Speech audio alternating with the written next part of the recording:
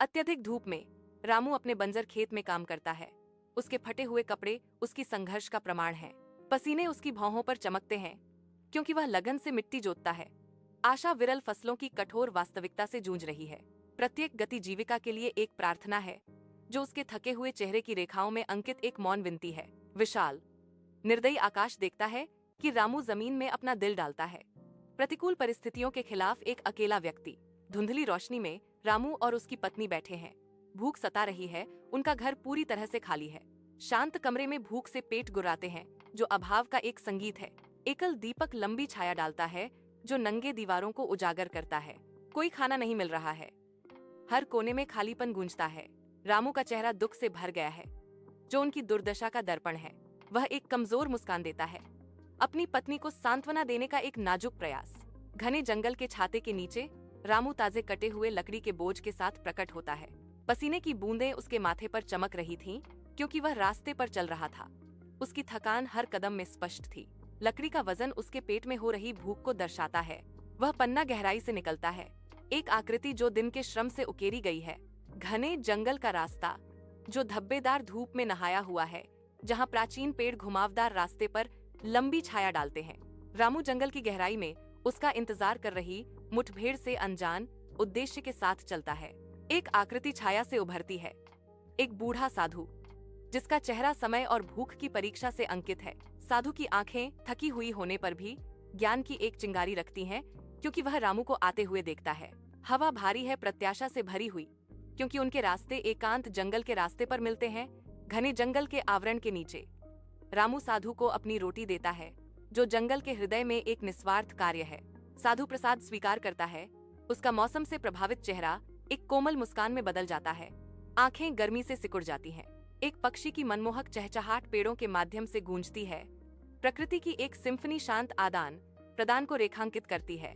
बच्चे, आपकी दयालुता का फल मिले, साधु कहते हैं।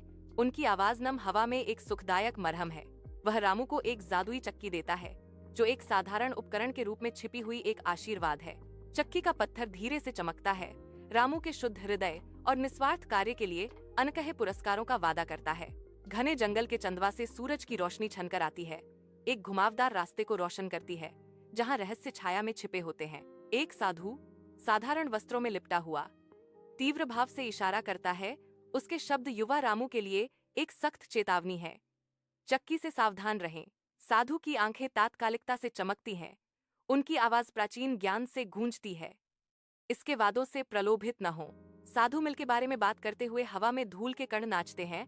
इसका आकर्षण अज्ञानी लोगों के लिए एक खतरनाक जाल है। अचानक हैरान करने वाले क्षण में साधु गायब हो जाता है। रामू को अकेला छोड़ जाता है। उसके शब्द शांति में गूंजते हैं। रामू जंगल के रास्ते पर खड़ा है। साधु की चेतावनी का भार उसके युवा कंधों पर भारी है।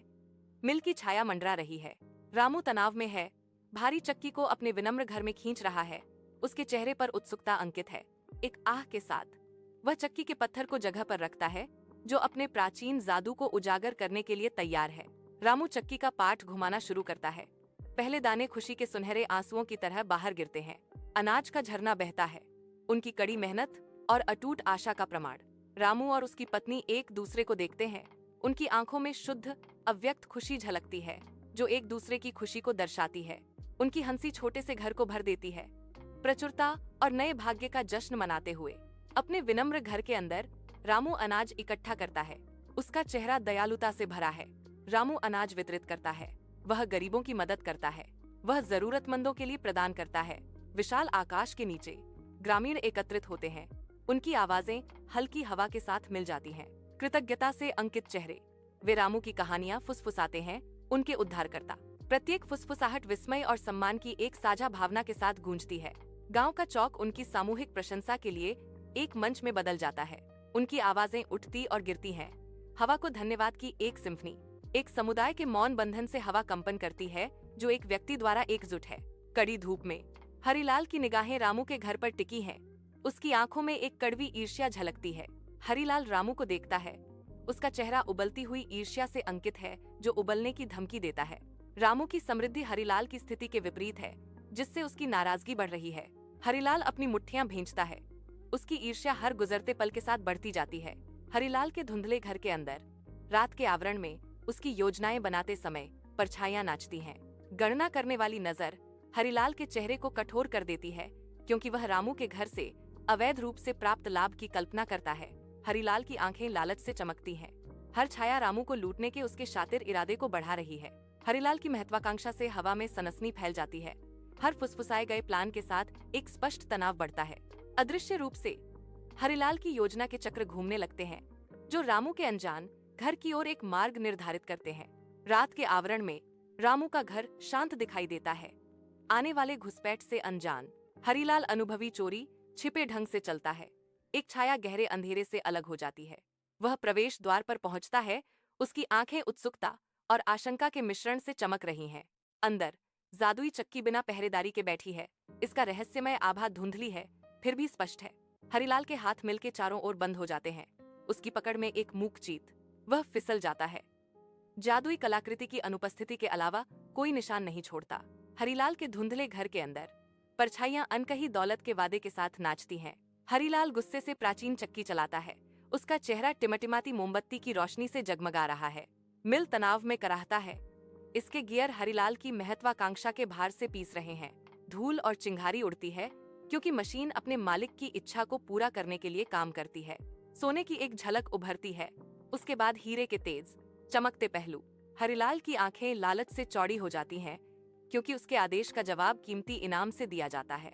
हरिलाल के घर के अंदर रात की हवा प्रत्याशा के साथ चमकती है, क्योंकि सोने के पहले धब्बे दिखाई देते हैं। हीरे मिल से निकलने लगते हैं, प्रकाश को पकड़ते हैं और अपनी लुभावनी सुंदरता का खुलासा करते हैं। हरिलाल देखता है। उसकी आंखें खुशी और अतृप्त लालच के मिश्रण से चमक रही हैं। उसकी इच्छा तीव्र होती है। हर कीमती रत्न के प्रकट होने के साथ एक अनकहा भूख बढ़ती है।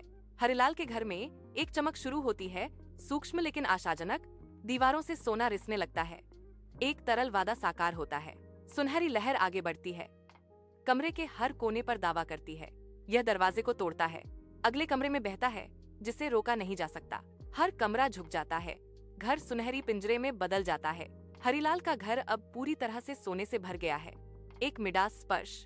अपने घर के अंदर हरिलाल की आंखें डर से फैल जाती हैं। उसे अचानक घबराहट होती है। वह आगे बढ़ता है, लगातार चक्की को रोकने के लिए बेताब। उसके हाथ बेकार हिलते हैं, क्योंकि वह इसकी गति को रोकने की कोशिश करता है। उसे इसे रोकने के लिए शब्द नहीं पता। बेबस वह चक्की के पाट को घूरता है। डर उसे खा रहा है। हरिलाल का घर कराहता है। इसकी संरचना छिपे हुए सोने के भारी वजन के नीचे झुक रही है। लालच की विनाशकारी शक्ति का तमाशा। दीवारें ढह जाती हैं। हरिलाल का शानदार जीवन धूल और खंडहर में बदल जाता है, जिससे सड़क मलबे से भर जाती है। मलबा से लड़खड़ाते हुए हरिलाल बाहर आता है। नंगा, उसकी आंखों में उसकी गरीबी की कठोर वास्तविकता झलकती है। खोया हुआ और असहाय, हरिलाल दृश्य का सर्वेक्षण करता है, जो अपने लालच से तबाह हुए एक व्यक्ति का एक मार्मिक चित्र है। आंसू हरिलाल की आंखों में धुंधला जाते हैं, क्योंकि वह गांव की सड़क पर दौड़ता है। उसके चेहरे पर एक हताश गुहार अंकित है। वह रामू की ओर दौड़ता है। उसका दिल पछतावे और तात्कालिकता से धड़क रहा है। सुबह का सूरज लंबी छाया डाल रहा है। रामू से टकराते हुए हरिलाल की आवाज अफसोस से भर जाती है। मुझे माफ करना रामू। उनकी माफी हवा में लटकी हुई है, उनकी मुलाकात की शांत तीव्रता के बीच अनुत्तरित। सुबह का सूरज रामू के विनम्र घर को सुनहरी रोशनी से नहलाता है, एक नई शुरुआत का वादा करता है। रामू हरिलाल को देखता है।